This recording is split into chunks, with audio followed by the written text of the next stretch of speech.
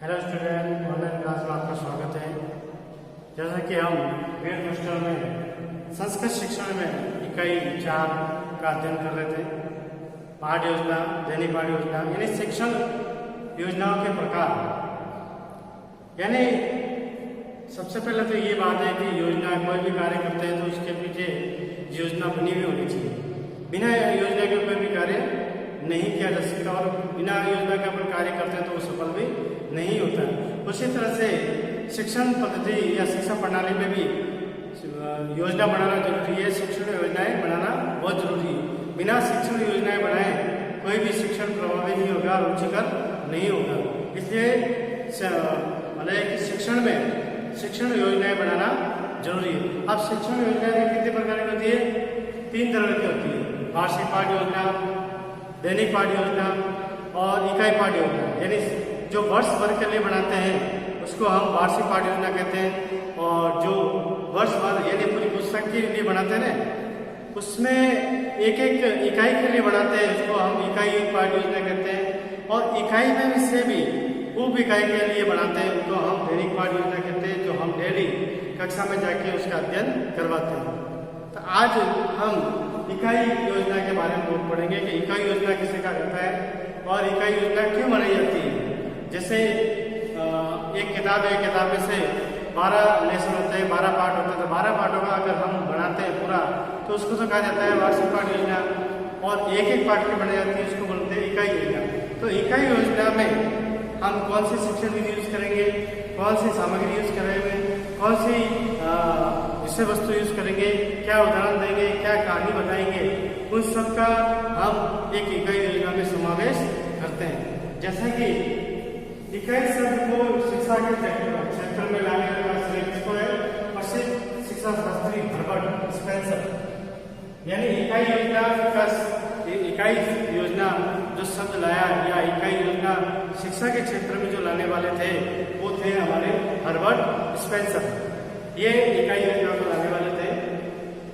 अब परिभाषा करें तो वॉशिंग के अनुसार इकाई अर्थपूर्ण परस्पर संबंधित क्रियाओं की वह व्यापक श्रृंखला है जो विकसित होकर बालकों के उद्देश्यों की पूर्ति करती है, जिससे बालक महत्वपूर्ण शैक्षिक अनुभव प्राप्त कर सके और अपने व्यवहारों से वांछित परिवर्तन ला सके। यानी शिक्षक एक बालक को देखते हुए, बालक के स्तर को देखते हुए पूरी एक उसके मतलब एक कार्य योजना बनाई जाती है, उसकी शिक्षण योजना बनाई जाती है कि उस विषय वस्तु को या उस पाठ से, उस इकाई से बच्चे के अंदर क्या उद्देश्य की प्राप्ति होगी, उसके अंदर क्या परिवर्तन आएगा, उसके लिए एक योजना बनाई जाती है।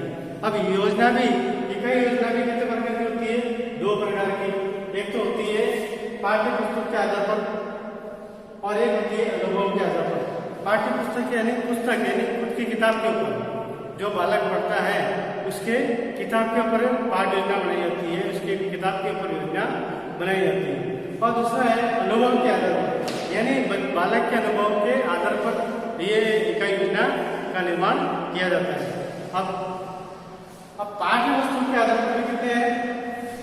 3 तरह की। प्रकरण पर आधारित, सिद्धांत पर आधारित, किसी मूल व पहलू पर आधारित। यानी पाठ्य वस्तु के आधार पर भी 3 तरह की है। प्रकरण यानी लेसन के पाठ का जो लेसन होता है इसके आधार पर बनाई जाती है इकाई योजना। और दूसरा है सिद्धांत पर आधारित, माना है कि कोई ऐसा सिद्धांत हो जो किसी विद्वान के द्वारा दे रखा हो, उस सिद्धांत के आधार पर भी इकाई योजना का निर्माण किया जा सकता है। दूसरा है किसी मूल पहलू पर आधारित, यानी कोई मूल पहलू, कोई विशेष बात हो, कोई विशेष मुद्दा हो, कोई विशेष विषय हो, उस पर भी हम एक इकाई योजना का निर्माण कर सकते हैं। यह तो है पाठ्य पुस्तक के आधार पर। और अनुभव के आधार पर ये भी 3 तरह की होती है। रुचि पर आधारित, उद्देश्य पर आधारित और आवश्यकता पर आधारित। रुचि यानी बालक किस बात पर रुचि ज्यादा ले रहा है, किस चीज में इंटरेस्ट ज्यादा ले रहा है, तो उसके आधार पर भी इकाई योजना का निर्माण कर सकते हैं। और दूसरा है उद्देश्य पर आधारित, यानी हमें बच्चों के अंदर कौन से उद्देश्य की प्राप्ति करवानी है, कौन से उद्देश्य का मतलब हमें विकास करना है, उसके आधार पर भी इकाई योजना का निर्माण किया जा सकता है। तो इसके बाद आवश्यकता के पर एक बालक के जीवन में किस आवश्यकता की पूर्ति करता है, और मतलब हम जैसे विज्ञान पढ़ाते हैं, गणित पढ़ाते हैं, तो हमें उनके अंदर कौन सी आवश्यकताओं को विकास करना है, उस आवश्यकताओं को देखते हुए भी हम क्या कहते हैं इकाई योजना का निर्माण कर सकते हैं। अब इकाई योजना के दो प्रकार थे, पाठ्यपुस्तक के आधार पर और अनुभव के आधार पर। तो इकाई योजना की परिभाषा और प्रकार हो गए। अब है इकाई योजना के गुण, यानी इकाई योजना के महत्व या गुण। पहला है कि परंपरागत शिक्षण की अपेक्षा इकाई योजना के द्वारा शिक्षण अच्छा होता है। यानी परंपरागत शिक्षण व्यवस्था चली आ रही है आज हजारों साल से, एक गुरु के द्वारा जो शिक्षा दी जा रही है वो मतलब उस समय क्या होता है कि कोई भी योजना का निर्माण किया जाता है, लेकिन उस समय जो ऑन स्पॉट पर या वास्तविक या प्रत्यक्ष ज्ञान दिया जाता है, जो चीज सामने दिखाई दे रही है, जो गुरु को जो याद आ रहा है वही ज्ञान दिया जाता है। लेकिन कार्य योजना, इकाई योजना बनाने से हमें बहुत सर्वांगीण, एक बालक का सर्वांगीण विकास करना है, तो हमें बहुत सी बातों को सोचकर कल्पना शक्ति से तो हमें उस योजना में शामिल करके, पहले से शामिल करके उसको तैयार करना पड़ता है। इससे क्या होता है कि योजना अच्छी बनती है और शिक्षण भी प्रभावशाली बनता है। ये क्रियाशीलता पर बल देती है, यानी इकाई योजना इस पर क्रियाशीलता पे बल देती है। सब कार्य हमको करके सीखना है, तो उस पर तो क्रियाशीलता पर बल देती है। छात्र की रुचियों का ध्यान भी रखा है, यानी इकाई योजना जब पहले ही बनाई जाती है, इकाई योजना पहले से हम निर्माण कर लेते हैं, तो छात्रों की प्रत्येक बात का हम ध्यान रखते हैं, उसकी रुचियों का ध्यान रखते हैं और उनकी रुचियों के अनुसार ही हम इकाई योजना का निर्माण करते हैं कि हमें बालक की कौन सी बात को समावेश करना है, कौन सी बातों को शामिल करना है, कौन सी बातों को नहीं शामिल करना है, कौन सी बातों को हमको प्राथमिकता देनी है और कौन सी बातों को प्राथमिकता नहीं देनी है। उन सभी बातों को ध्यान में रखते हुए इकाई योजना का निर्माण किया जाता है। इसमें लचीलापन है, इस योजना में इस इकाई योजना में लचीलापन होता है। हम उसको चेंज भी कर सकते हैं, परिवर्तन भी कर सकते हैं। जैसे हम एक दिन एक इकाई योजना में पढ़ाते हैं, इस एक इकाई योजना बनाने के बाद हम दूसरी इकाई में परिवर्तन कर सकते हैं, दूसरी इकाई में हम चयन कर सकते हैं, यानी लचीलापन। यह कक्षा कार्य में अधिक रोचक, यह कक्षा कार्य को अधिक रोचक बनाती है, यानी ये कक्षा कार्य को अधिक रोचक। कोई भी कार्य योजना अगर पहले से बनी होती है और शिक्षक उसकी पहले से तैयारी करके आता है, तो जायज बात है कि शिक्षण में प्रभावशाली बनेगा, शिक्षण अच्छा भी बनेगा और बच्चे उसको रुचि लेकर अध्ययन भी करेंगे। और एक कक्षा में क्या होता है, अनुशात्मक बना रहता है, अनुशासन बना रहता है।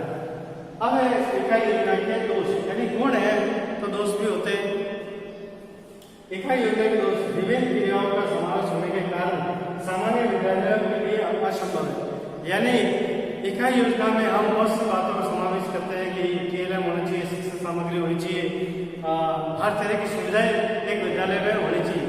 लेकिन कई बार क्या होता है, सामान्य विद्यालय यानी आर्थिक स्थिति से कमजोर विद्यालय, वहाँ पे बहुत सारी सुविधाओं का अभाव होता है, तो ये चीज वहाँ पे लागू नहीं हो पाती, वहाँ पे इकाई योजना लागू नहीं हो पाती। अपव्यय होने की संभावना, यानी खर्चे भी बहुत है यहाँ पे। अब जाहिर है कि ये इसमें सुविधाओं की आवश्यकता ज्यादा होती है, तो खर्चा भी बहुत अधिक लगता है, तो इसमें अपव्यय होता है। कई बार क्या होता है कि खर्चा करने के बाद में भी उद्देश्य की पूर्ति नहीं होती है, तो पैसे वेस्ट होते हैं, पैसों का अपव्यय ज्यादा होता है, समय भी बहुत खर्च होता है। सामान्य योग्यता वाले शिक्षक के लिए आवश्यक, और ये योजना सामान्य जो शिक्षक होते हैं, जो नॉर्मल शिक्षक होते हैं, उनके लिए ये बहुत ही आवश्यक है और उनके लिए आवश्यक है। बाकी लेकिन जो उच्च स्तर के जो बालक होते हैं, शिक्षक होते हैं, उनके लिए उपयोगी नहीं है। एक सामान्य जो अध्यापक है उन्हीं के लिए काम की है, उच्च स्तर के जो शिक्षक होते हैं उनके काम नहीं आ सकते। समय अधिक लगता है, इकाई योजना में समय बहुत अधिक लगता है। समय बहुत ज्यादा लगने के कारण कई बार क्या होता है कि उद्देश्य की प्राप्ति नहीं हो पाती है और बच्चे भी उसमें इंटरेस्ट नहीं ले पाते हैं। उसके बाद में यह केवल पद प्रदर्शित करती है, यह केवल पथ प्रदर्शन करती है, शिक्षा के उद्देश्य की प्राप्ति हो या न हो इसकी कोई गारंटी नहीं है, मतलब कोई निश्चित नहीं है कि शिक्षा के उद्देश्य की प्राप्ति हो ही जाए। तो इसमें केवल पथ प्रदर्शन का ही कार्य करती है। तो यह है इकाई पाठ योजना। इकाई पाठ योजना तब भी अब इकाई पाठ योजना को हम एक उपयोगिता मानते हैं, उपयोगी मानते हैं, क्योंकि कोई भी इकाई योजना बनी हुई होती है तो शिक्षण कराने में बहुत सहयोग देती है और एक शिक्षक के लिए बहुत ही मतलब है कि सहयोग देने वाली होती है। इसलिए प्रत्येक शिक्षक को इकाई योजना का निर्माण करना